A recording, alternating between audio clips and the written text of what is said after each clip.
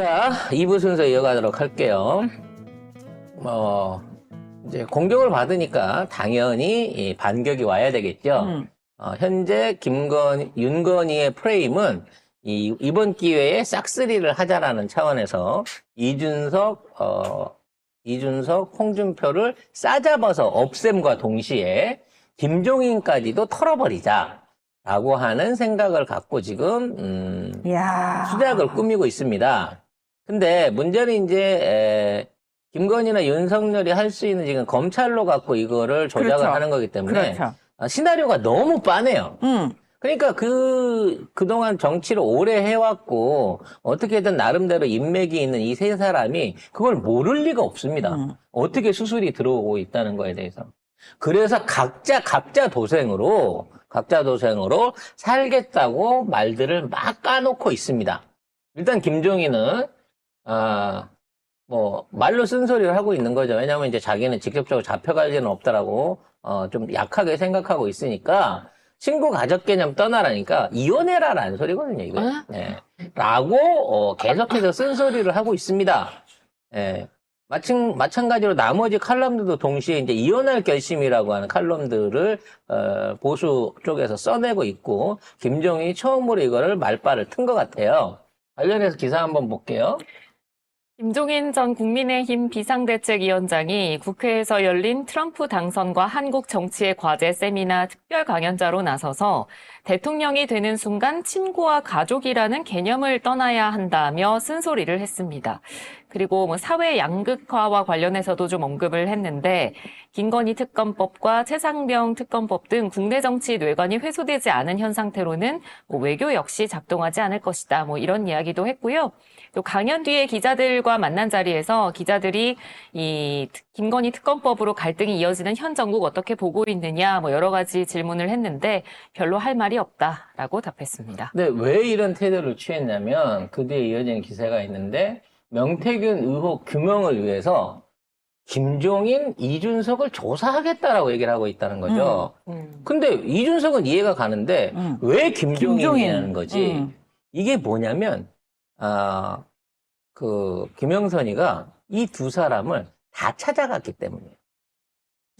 즉, 명태균, 김영선 요 네 사이즈를 전부 다 두루두루 주범으로 엮기 위해서는 어떤 경우든지 서로가 관계가 있고 뭔가 야료가 있었다라는 그림을 만들어야 돼. 즉, 이 모의에 참여한 사람이 많을수록 그 사람이 정체가 센 사람일수록 검찰은 언론 플레이를 하기가 유리하다는 거죠. 그래서 김영선이 이 공천과 관련해서 이준석과 김종인을 만나고 다니면서 이와 같은 폭로전을 비롯한 각종 어떤 갈등을 유발하는 계기가 됐고, 이 둘이 사실은 공천 관련한 내용 안에서도 주범이다. 실질적인 당대표고, 실질적인 당 안에서의 브레인 역할을 이들이 했다라고 떠넘김으로써 윤석열을 살려내려고 하는 프레임인 거죠. 그래서 공천 개입에 관련된 정황이라고 몰고 가면서 윤석열과 김건희는 빼고 이 둘만 수사를 하겠다라고 언론이 가이드라인을 제시하고 있는 겁니다. 언론이 지금 이런 언론이 하는 얘기잖아요. 지금 검찰이 이렇게 한다는 얘기 아니잖아. 여기 보세요. 공천 개입 관여한 정황 포착. 조선일보네? 그렇지. 그리고 아니 조선일보 아직도 윤건희한테 붙어 있어? 이게 조선일보는 잃을 게 너무 많은 거야. 이게 중앙일보 같은 경우는 오래전부터 발을 뺐고 여시제라고 하는 나름대로의 배경이 있기 때문에 차기를 노려볼 수 있는 나름바 어느 정도 합의만 보면 전멸은 아니에요. 근데 조선일보는 거의 올인을 해왔거든. 지금 있는 상황에서 윤건희가 무너진다고 하면 조선일보는 아무것도 얻을 게 없어요. 오히려 나중에 새로운 정부 들어왔을 때 그 모든 언론의 폐해에 대한 책임을 조선일보가 혼자 뒤집어 쓸 수밖에 없는 입장이라서 조선일보는 어떻게든 살리고 싶은 거야.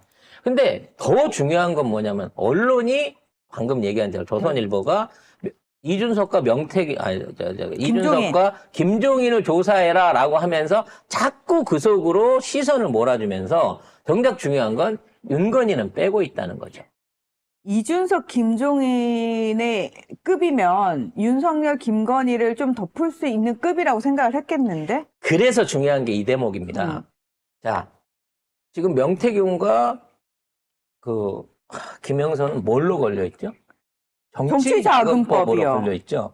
그러면 공천 개입에 관련된 고소고발은 안 했단 말이에요. 그렇죠. 그 고소고발이 누구한테 가겠습니까, 이제는?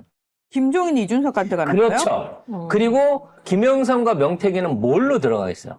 참고인이나 증인 내지는 단순 가담자로 들어가야 되는 거예요. 그러면 핵심, 잠깐만, 주범이 이준석이 되는 그렇지. 거예요?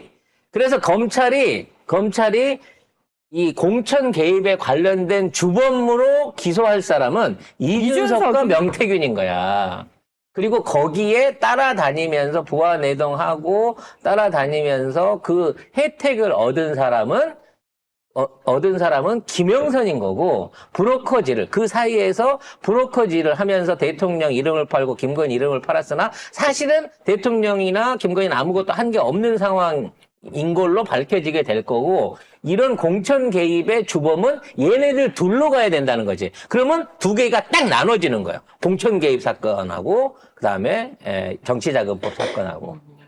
깔끔하게 분리를 시키면서 양쪽에서 윤건희를 동시에 빼낼 수 있는 나름의 전략을 제시하고 있는 겁니다. 똑똑하죠? 지들 나름대로. 그래요. 니들 마음대로, 니들 가이드라인대로 가주면은, 참 좋겠죠? 그러나 지금 분위기가 그 분위기가 아니에요. 송 작가한테도 들키는데, 이 의도가. 그러니까. 그게 되시겠냐고요, 결론적으로. 그래서 공천 개입 관여 정황에 대해서는 주범인 명태균은 전혀 조사하지 않은 참고인이 된 거고, 그 공천 개입의 주범은 이준석과 김종인이 될 가능성이 높아졌다라고 보시면 될 것 같습니다.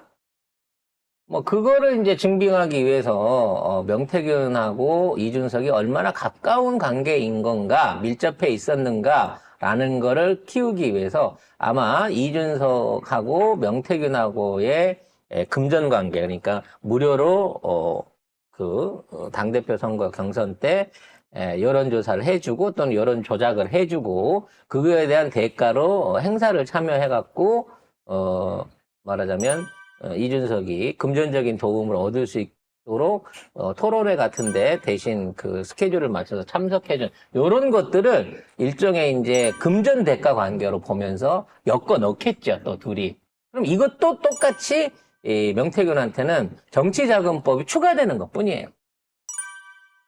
이걸 돈 대신에 이걸로 받았으니까, 이 행사로 받은 거니까, 준석이가 돈을 진짜 안 줬나 봐요. 비트코인도 안 줬나 봐. 그래서, 둘 사이에 돈 거래가 없이 이렇게 주고받는 게 또 나눠지게 되면, 오히려 이제 김건희가 해줬다고 하는 공천, 근거는 없는 거지만, 원래 명태균은 돈은 안 받고, 요런 식으로 성과로 받는다. 공천이라든지, 이런 간접적인 방식으로 받는다. 그러니 그 당시에 일어났던 모든 공천 관계에서의 결정은 당대표인 이준석한테 있었기 때문에 이준석이 주범이 맞다라는 논리를 만들어내겠죠.